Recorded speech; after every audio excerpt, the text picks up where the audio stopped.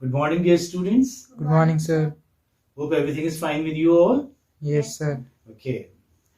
Today we shall talk about um characters that we have in the novel Animal Farm.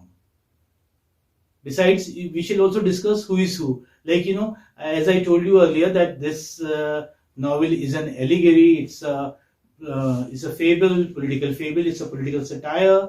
So the characters that we have in the novel, they stand for the real political figures, the actual political figures associated with the Russian Revolution. So they represent political figures. So we shall also discuss who is who. Like, for example, to begin with, Old Major stands for Karl Marx. Okay, represents Karl Marx, in even Vladimir Lenin. So he has the characteristics of these two political leaders of Russia. Who are they? Karl Marx and Vladimir Lenin. Vladimir Lenin. Very good. So we are going to discuss characters. We will discuss characters on the surface level and also on the deeper level. Means when you read this novel as a fable, as an amusing story, then you have animals as characters. Like, you have pigs, you have horses, you have say cows, or say goats, sheep, and all, and you have pigs as the major characters in the novel. But when you read it as an allegory, then these characters, now like horses or pigs and all, they also represent political figures. So we are going to discuss characters and also who is who. That's why I put a slash here. So Animal Farm, characters, who is who, right? And this is a novel written by George Orwell. Very good. And George Orwell, as you know, was a socialist. Who was he? He was a socialist and was opposed to dictatorship. What is dictatorship? Dictatorship is a rule by one person. Okay?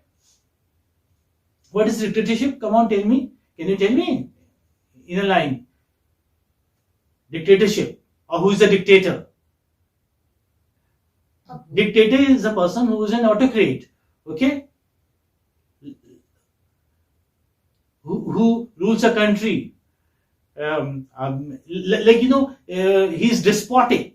He's autocratic. He doesn't think about the well-being of the people, his subject, but he thinks only of his well-being. Okay? His own welfare. He's selfish. So what do we see in George Orwell? George Orwell was opposed to dictatorship, and we do have a dictator here. There in the novel, and while discussing the story, we discussed about him. Who is he? Napoleon. Very good, very good. Napoleon, stands for Joseph Stalin. And who was Joseph Stalin? Joseph Stalin was a dictator. Okay. So, that's what I was trying to say, that he did not like the communist government of Joseph Stalin in the Soviet Union. And in 1936 and 1937, Orwell fought in the Spanish Civil War. Okay, which war? The Spanish Civil War. Orwell said that he wrote Animal Farm because he wished to destroy the concept called the Soviet myth. Okay, like he was against the concept called Soviet myth, and he wanted to destroy this concept, Soviet myth. He was against it, and he was against Joseph Stalin, who turned out to be a dictator. Joseph Stalin. Joseph Stalin was, you may say, a successor of Lenin, Vladimir Lenin, but he turned out to be a dictator. He started exploiting people, and Orwell said that he got the idea of writing this novel, Animal Farm, when he saw a young boy whipping a large cart horse. Okay, he explained it struck him that that if only such animals like cart horses or big animals became aware of their strength, became aware of their power, then like they would start exploiting men, in fact, or the table would turn. That men exploit animals in much the same way the rich exploit the proletariat, the lower class. So how did he get the idea, or say what inspired him to write Animal Farm? He saw a small boy whipping a cart horse. So he was surprised, he was taken aback that these animals, these poor animals, they are not aware of their strength. Once they come to know about their strength, once they become aware of their strength, then they would revolt against men. And this is what we see. We see here a group of animals revolting against the tyranny of the farm owner, Mr. Jones. Isn't it? You read the story, so you are familiar with it, the details. Yeah. So the characters in Animal Farm can be classified into three groups. Like we have the humans, we have the pigs, and other animals. Okay, the humans we notice are the villains. They are the negative characters. They are thoughtless and neglectful. Although and they have animals there in their farmhouses, in their farm, yet they exploit them. Means they are not kind with them. They do not feed them properly. How do we know this? Because we see how Mr. Jones neglects his animals, the animals of his farmhouse. Okay, there is a big farm which is called as Manor Farm, and he has a house where he stays along with his wife, Mrs. Jones. The two of them stay together there, but they are not kind to the animals. So human beings are represented as villains, as the thoughtless, callous, indifferent people. They are neglectful. The pigs are scheming, clever, and forceful, and replace the humans as villains. Towards the end, we see that although they grab power, they grab the rule, they have their own rule in the animal farm, but they also become like humans. They become indifferent. They become callous. Okay, they do not take due care of the weaker animals, the small animals, the other animals that we call them. So the other farmyard animals are trusting, passive, and hardworking. They are heroic victims of the novel. Okay, they are victimized. And who are the victimizers? In the beginning, we see human beings are the victimizers. Like Mr. Jones is the victimizer. Then later we see that pigs become the victimizer. They become the victimizers. And who are victimized? The small animals are victimized, like cows, donkeys, horses, and all. So each group represents a different element of the Russian Revolution. And when did Russian Revolution happen? 1917. Okay? So you have three groups of characters. How about if like we have a glance of them one by one. Like let us say, for example, pigs. This is the most important group that we have in the novel. Then we have pigs, we have humans, horses, you may say, horses. We have three horses also, we have humans, and we have other animals. Here I'm writing other animals. So these you may say are the four major groups that we have in animal form. Other animals I'm writing.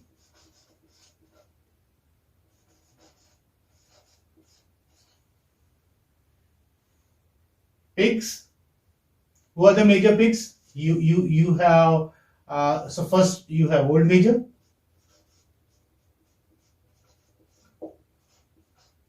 Okay, and then you have Napoleon,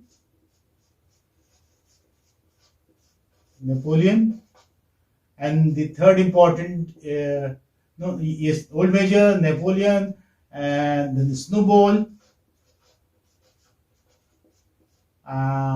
then Sculler,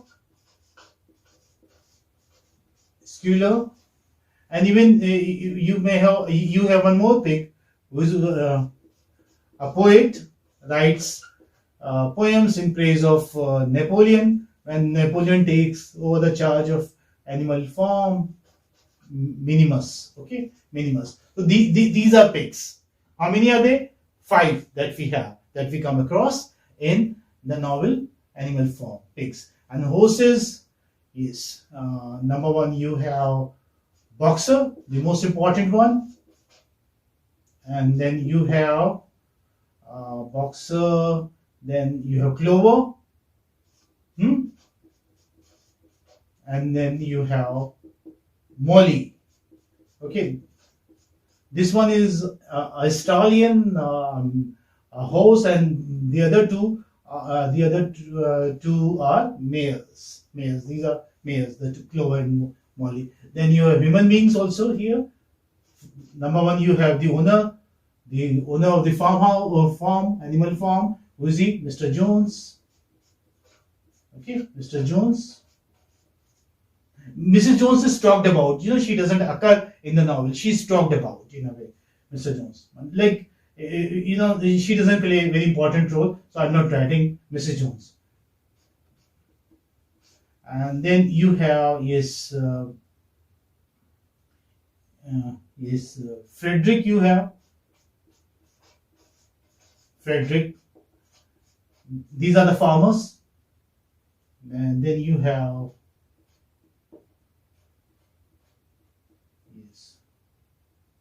Pilkington,